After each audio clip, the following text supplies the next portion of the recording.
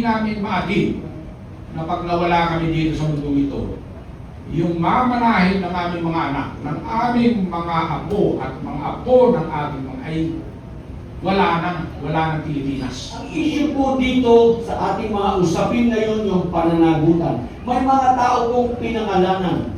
Bakit hindi yun ang hinahabol?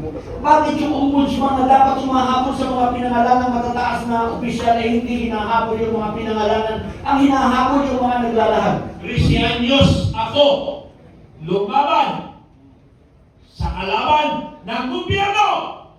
13 anyos. Ngayon, senior citizen na ako. Ang kalaban natin ngayon ay nasa loob ng gobyerno. Tingnan nyo po kung nasan yung Pilipinas ngayon. At tingnan nyo po yung mga anak ninyo, yung mga anak natin.